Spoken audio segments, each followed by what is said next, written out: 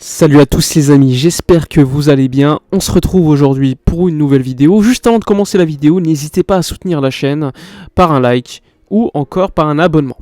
Bon, on y va, je pense qu'on n'a pas de temps à perdre. Hier, je vous ai sorti une vidéo vous expliquant que le Barça allait recevoir du cash et revenir donc à la fameuse règle du 1 pour 1. C'est-à-dire que si tu reçois 1 euro par la vente ou l'économie de salaire d'un joueur, eh bien tu peux en dépenser 1. Bon, la bonne nouvelle, c'est que cette information, elle est confirmée. Le Barça va donc revenir à cette fameuse règle. La véritable question, c'était par quel moyen le Barça allait revenir à cette règle, par quel deal effectué par la direction. Bon, de ce qu'on a compris, c'est que mardi, donc il y a 2 jours, il y a eu une réunion entre tous les membres du board pour décider concernant cela. Bon, la décision a été prise.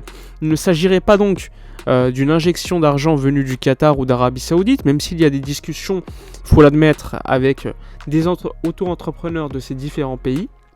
Néanmoins, dire aujourd'hui que le Barça a dealé avec eux, c'est faux. C'est faux, peut-être que ça arrivera dans le futur, mais pour l'instant, ce n'est pas le cas. Donc l'argent ne viendrait pas du Moyen-Orient. L'argent viendrait plutôt d'Allemagne. Alors je m'explique. L'année dernière, comme vous le savez, le Barça avait cédé 49% de Barça Studios. Barça Studios, c'est tout ce qui concerne la création audiovisuelle du club, tout ce qui est NFT, tout ce qui est crypto, etc., etc. Le Barça avait donc cédé 49% à 2 sociétés. C'était Orpheus Media, qui appartient à Jaume Ruiz, dirigeant de Mediapro, et 24,5% à Socios.com, qui s'occupe de tout ce qui est crypto. Donc ces 2 sociétés-là, elles ont dealé avec le Barça pour acheter chacune 24,5% de Barça Studios, qui en réalité maintenant s'appelle Barça Vision, pour 100 millions d'euros chacune. Donc chacune des entreprises devait payer 100 millions d'euros à Barcelone. Mais comme vous le savez, ce genre de deal, tu ne payes pas de manière cash. Donc le Barça l'année dernière a reçu 10 millions d'euros de chacune des entreprises. Ce qui voulait dire que ces 2 entreprises devaient encore 90 millions d'euros chacune. Ces 90 millions d'euros devaient être payés de manière échelonnée.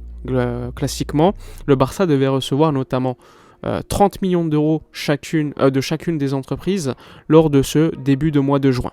Néanmoins, ces 2 entreprises n'ayant pas fait ces paiements, ils se sont mis d'accord avec le Barça pour payer plus tard.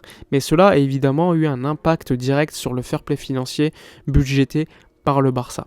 Et donc ces 60 millions d'euros de cash, donc 30 millions d'euros d'Orpheus et 30 millions d'euros de Socios, n'ayant pas été versés comme prévu au mois de juin, eh bien le Barça avait donc 60 millions d'euros de trous pour revenir au fameux 1 pour 1 et donc être à l'équilibre. Ce qui a été fait donc ces dernières heures, c'est que le Barça a discuté directement avec ces 2 entreprises qui ne pouvaient pas payer cash directement l'argent qu'ils devaient. Il y a eu un échelonnement de paiement pour payer plus tard, mais le Barça devait avoir ce cash rapidement pour le fair play financier. Bon, ce qui a été décidé en gros, c'est que ces 2 sociétés allaient céder chacune 8%. Donc ça veut dire que Orpheus Media et Socios ont cédé 8% de Barça Vision. Donc ils avaient à la base, rappelez-vous, 24,5% chacune. Et bien de ces 24,5% ont été cédés 8% par les 2 entreprises, ce qui fait 16% qui ont été cédés à une entreprise allemande qui, elle, s'est engagée à verser ses 60 millions d'euros cash au FC Barcelone. Donc la société allemande, pour faire rapidement, verse 60 millions d'euros à Barcelone, qui lui permet donc de revenir au 1 pour 1. Et donc cette société détient désormais 16% de Barça Vision. Orpheus Media détient 24,5 moins 8, ce qui est la même chose pour Socios. Donc en gros, pour faire simple, 16,5% appartiennent à Orpheus, 16,5% appartiennent à Socios et 16% à la nouvelle société allemande. Le Barça, ça ne change pas.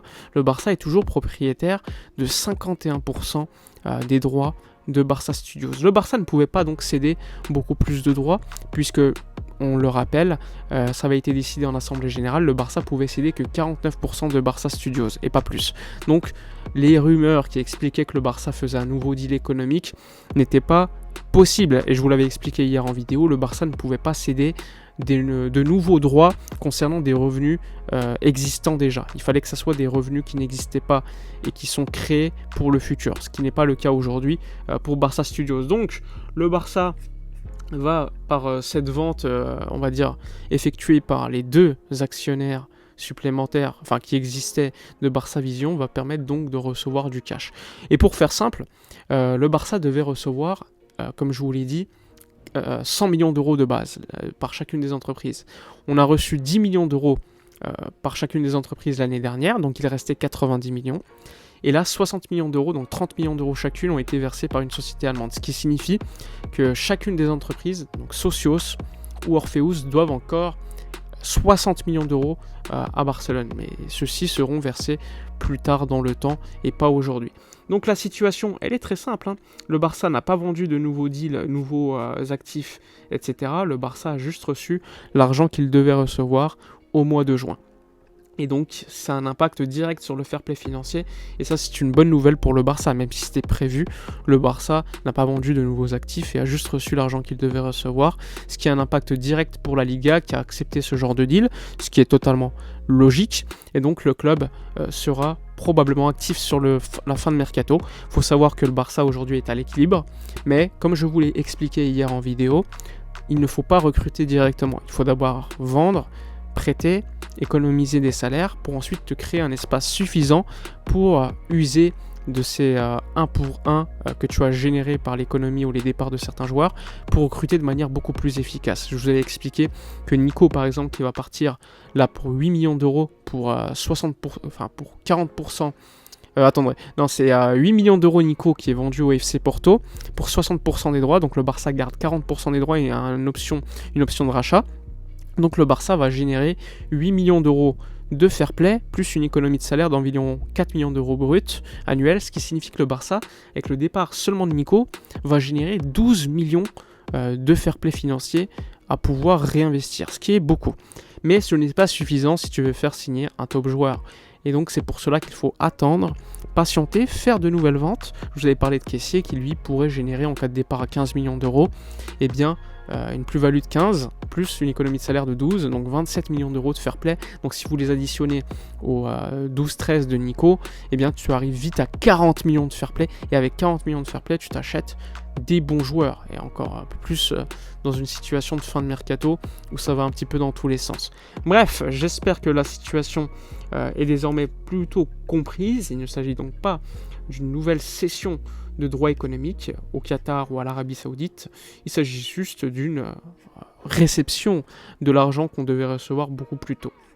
Bref, si vous avez des questions, n'hésitez pas dans les commentaires à vous abonner. Pas vu le match hier, désolé, entre Arsenal et le Barça, premier match de pré-saison, excusez-moi, à 4h30 du matin, 5h du matin, je ronflais, donc je ne pouvais pas regarder ce match, mais de ce que j'ai compris, c'est qu'il y a pas mal de joueurs qui n'ont pas le niveau, mais pour l'instant c'est qu'un match de pré-saison, c'est que le début, mais bon, il n'y a pas besoin d'un match de pré-saison pour savoir que certains n'ont pas le niveau non plus. Bon, je vous dis donc à la prochaine, comme d'habitude, n'hésitez pas à liker, commenter, partager, je vous dis donc probablement à demain, et d'ici là, comme d'habitude, portez-vous bien.